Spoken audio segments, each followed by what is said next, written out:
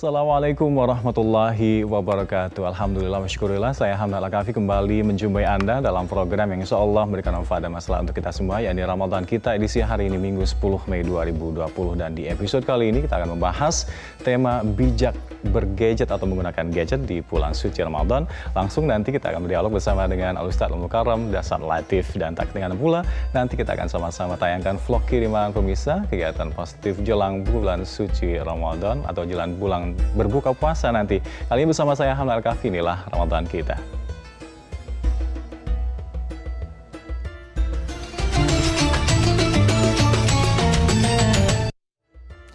Pemirsa, media sosial sekarang ini menjadi bagian hidup manusia sehari-hari, dan beragam medsos ini diakses melalui gadget yang seakan tidak bisa lepas dari genggaman kita.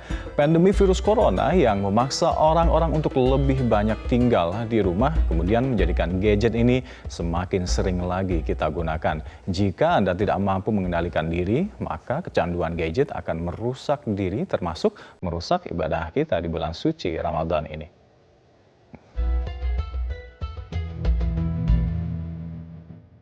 Wabah virus corona yang sedang menyerang dunia menjadikan Ramadan 1441 Hijriah terasa sangat berbeda dari tahun-tahun sebelumnya. Orang-orang kini lebih banyak menghabiskan waktu di rumah saja untuk menekan laju penyebaran virus. Ibadah yang biasanya dilakukan di masjid, kali ini juga dianjurkan untuk cukup dilakukan di rumah. Gadget akhirnya sering menjadi teman selama di rumah. Sikap bijak dalam menggunakan gadget dituntut mampu diambil agar terhindar dari kecanduan. Gara-gara kecanduan gadget, banyak yang lupa kalau Allah melipat gandakan pahala selama bulan Ramadan. Begitu juga sikap bijak untuk mempergunakan gadget. Sudah sering ada kasus-kasus yang muncul akibat ketidakmampuan menjaga jari jemari untuk tidak memposting sesuatu yang tidak layak. Meski terlihat sepele, namun hal ini ternyata lebih sulit dibandingkan menahan rasa lapar dan haus. Karena itu, tidak ada jalan lain, kecuali Anda harus selalu berpikir jernih dalam berkomentar apapun di media sosial. Hal ini penting agar Anda terhindar dari mudarat dan berkurangnya pahala kita di bulan suci Ramadan ini. Alangkah lebih baik jika Anda menghabiskan waktu untuk hal-hal lebih positif, seperti membaca Al-Quran ataupun kegiatan positif lainnya.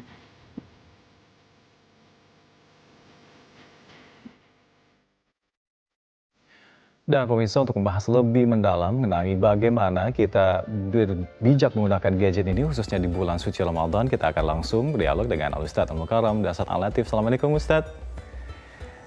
Iya Ustadz, ini bagaimana kita sebagai muslim agar lebih bijak menggunakan gadget kita, gawai kita, sosial media kita, agar bisa lebih banyak manfaatnya, maslahatnya, khususnya di bulan suci Ramadan daripada mudaratnya, Ustadz. Tafadhal. Ya, ini teknologi. Dia seperti pisau bermata dua, silet, ya. Tergantung siapa yang memegangnya. Makanya diperlukan kearifan untuk membawa ke sisi positif. Bukan cuma di Ramadan, mestinya sepanjang masa. Selama hayat di kandung badan dan Anda memegang teknologi, pada saat itu Anda harus bijaksana memegang teknologi ini. Teknologi berupa handphone ini yang di dalamnya banyak aplikasi. Aplikasi ini dia merusak atau tidak tergantung siapa yang pegang. Handphone saya ini, teknologi, aplikasi yang ada di dalamnya, insya Allah akan membawa ke sisi positif. Di dalam handphone saya yang kecil ini, dia sudah menjadi ibarat perpustakaan. Ada ratusan kitab yang ada di dalam handphone saya ini. Maka handphone saya ini tidak pernah saya bawa masuk ke toilet. Kenapa? Karena saya berprinsip bahwa handphone saya ini di dalamnya ada kitab suci, maka tidak boleh saya bawa masuk ke dalam tempat-tempat yang tidak suci. Dan di handphone saya ini tidak akan ada gambar dan video yang senonoh-senonoh. Sebab saya pikir tidak boleh saya campurkan kitab suci dengan gambar-gambar yang tidak baik. Nah, ini berarti teknologi ini insya Allah akan saya temani masuk ke dalam surga. Saya di kendaraan, saya di rumah, karena sekarang kita lebih banyak di rumah selama Ramadan, maka handphone saya ini lebih banyak saya pergunakan untuk beramal. Beramal saya bagaimana? Saya edit ceramah-ceramah saya share ke grup-grup yang ada di tempat di handphone saya ini. Kemudian ilmu-ilmu saya cari melalui aplikasi aplikasi tempat-tempat yang memberitakan tentang keislaman. Kita carilah berita-berita Islam, ilmu-ilmu Islam, kemudian saya kelola, saya bentuk menjadi tulisan, saya bentuk menjadi video pendek, lalu saya sebar. Berarti teknologi yang ada di tangan saya memudahkan saya untuk beramar ma'ruf nahi mungkar. Nah, sebaliknya, kalau teknologi yang super hebat ini, super canggih ini, di tangan orang yang tidak tepat, di tangan orang yang otaknya selalu maksiat, maka teknologi ini akan memudahkan dia masuk neraka. Ya, dia puasa, tapi dia selalu mencari situs-situs porno. Dia puasa, tapi grup-grup WhatsApp-nya dipakai untuk menggibah. Dia puasa, tapi dia selalu menggunakan untuk men-share berita-berita fitnah atau kebencian yang sesuai dengan selera-selera politiknya.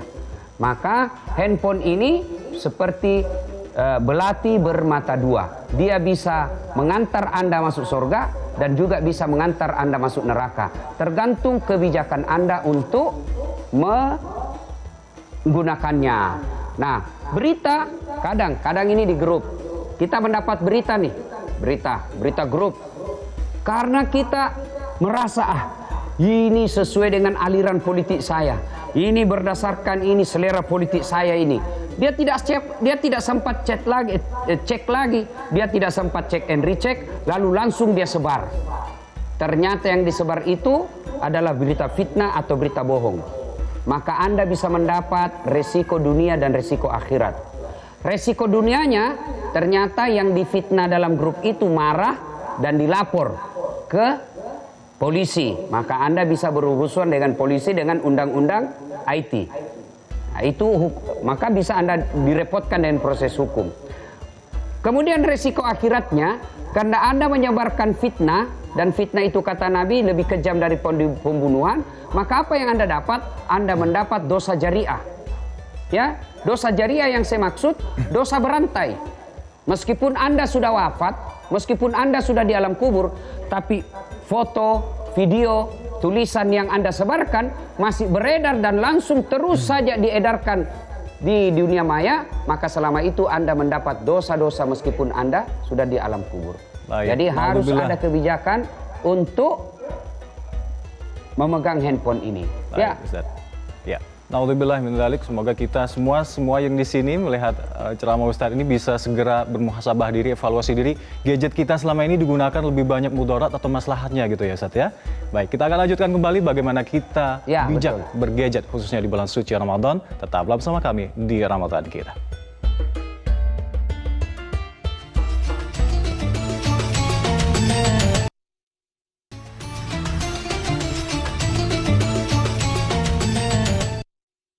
Terima kasih masih bersama kami di Ramadan Kita, dan kita masih berbincang dengan Ustadz Al Mukarram Dasat Al Latif terkait dengan bagaimana kita bijak menggunakan gadget khususnya di bulan suci Ramadan. Ustadz, saya jadi ingat hadis Rasulullah SAW terkait dengan ni'matani maghbunun. Ada dua nikmat yang melenakan, yakni sehat dan faragh dan waktu luang.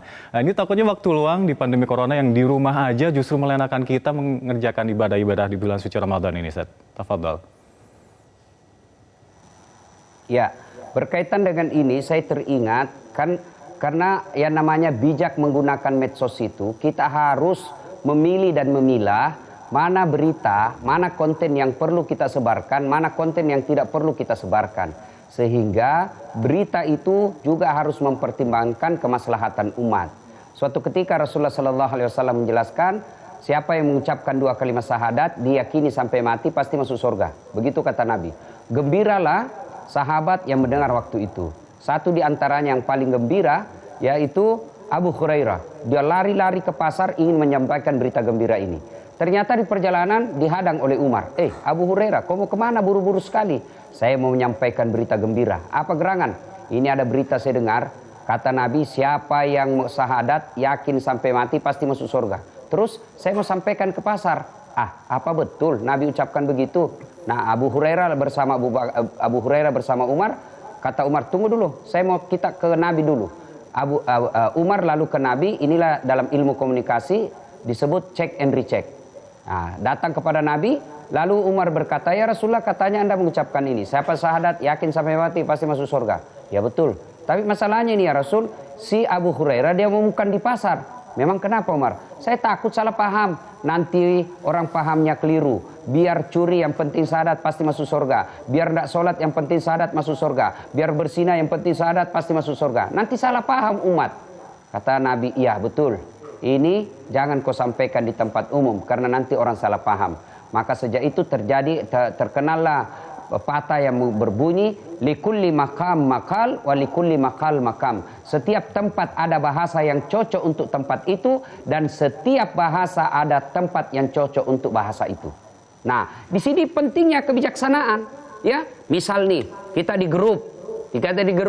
Kita tahu di grup itu ada yang berbeda pendapat dengan kita, ya. Ada yang berbeda pendapat dengan kita dan berselisih mazhab dengan kita. Mazhab yang kita terima itu memang seide dengan kita, cocok. Tapi kita tahu bahwa grup itu lebih banyak yang tidak secocok dengan pikirannya ini mazhab ini. Maka tidak usah kita sebar. Kenapa? Nanti memunculkan permusuhan. Apalagi kalau kita tahu bahwa tidak akan mengubah manhajnya ini orang yang kita kirimi, tidak usah, nanti kita saling menyakiti perasaan saja. Ini yang disebut memang ada faktanya, memang ada datanya, tapi kita harus menunda itu demi apa? Menjaga kemaslahatan, menjaga persaudaraan. Nah, Ramadan ini kita kenal dengan Ramadan adalah bulan dilipat gandakan segala kebaikan. Maka kita harus berfastabiqul khairat, berlomba-lomba mencari dan memperbanyak amal-amal kebaikan. Bagaimana caranya? Nah, caranya satu, kalau saya ya, karena sekarang ini lagi musim wabah, maka saya men-share ceramah-ceramah saya yang memberikan hiburan. Karena kita tahu sekarang ini banyak orang depresi gara-gara hilang pekerjaan. Sekarang ini banyak orang cemas gara-gara di rumah saja. Stres dia sudah 1 bulan lebih di rumah saja. Belum lagi istrinya yang suka ngomel. Belum lagi mau keluar rumah terancam dengan wabah. Jadi banyak pikiran yang tidak menyenangkan di otaknya, banyak kecemasan. Maka saya kirim ke grup, ke teman-teman WhatsApp, ceramah-ceramah saya menghibur. Kalau dia tidak paham dengan konten ceramah saya, paling tidak saya memberikan hiburan. Bukankah menghibur itu menyenangkan hati orang, bagian dari kebaikan. Nah, sudah itu konten-konten yang memberikan berita yang menyenangkan. Kemudian apalagi? Mari kita berfastabiqul khairat dengan cara apa? Membatasi konten-konten yang tidak ada faedah. Sebisanya konten yang kita anggap ini fitnah, konten yang kita anggap ini bisa memecah persatuan, cukup di handphone kita, jangan lagi lanjut disebarkan.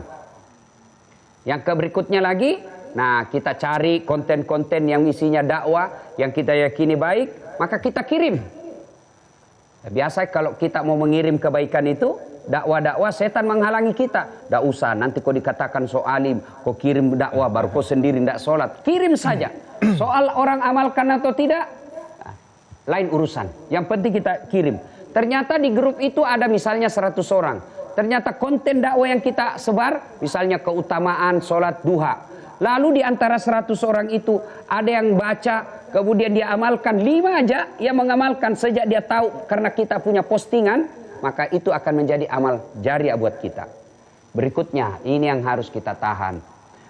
Menyebarkan konten-konten yang mengandung syahwat. Ya, mungkin kita niat bercanda, tapi di situ kita kirim grafis atau video atau kalimat-kalimat yang mengandung syahwat, ya, mengandung membangkitkan birahi. Nah, kita sebar, apalagi kalau dalam bentuk video. Nauzubillah min zalik, ya, video yang mengandung konten-konten zina mata, ya, atau kalimat-kalimat yang membangkitkan syahwat, dan itu beredar. Anda sudah wafat, masih beredar di dunia maya, maka Anda dapat dosa jariah. Nauzubillah min zalik. Maka bulan Ramadan ini yang tinggal beberapa hari saja, ayo kita koreksi penggunaan kita menggunakan media sosial. Jadikan sisa-sisa hari ini ke depan ini, ya, sisa-sisa Ramadan ini latihan untuk pengendalian diri, karena bukankah puasa itu bermakna dari pengendalian hawa nafsu, pengendalian diri. Maka mari di akhir-akhir Ramadan ini kita gunakan untuk latihan pengendalian, tidak menggunakan medsos yang tidak ada faedah, lebih kepada menggunakan medsos yang berfaedah. Setelah Ramadan, nah, maka kita aplikasikan latihan ini 11 bulan setelah Ramadan, selama Ramadan, di luar Ramadan 11 bulan, kita pergunakan untuk mengirim konten-konten kebaikan yang kita kenal dengan istilah amar ma'ruf nahi mungkar. Baik, Ustaz. Semoga kita eksesnya dari bulan Ramadan ini bisa ke bulan-bulan 11 bulan ke depannya nanti. Syukuran jazilan Ustaz telah bergabung bersama kami di Metro TV. Assalamualaikum warahmatullahi wabarakatuh. Dan pemirsa, kami masih akan kembali untuk Anda dengan video kiriman dari Ustaz Riza Muhammad. Tetaplah bersama kami di Ramadan kita.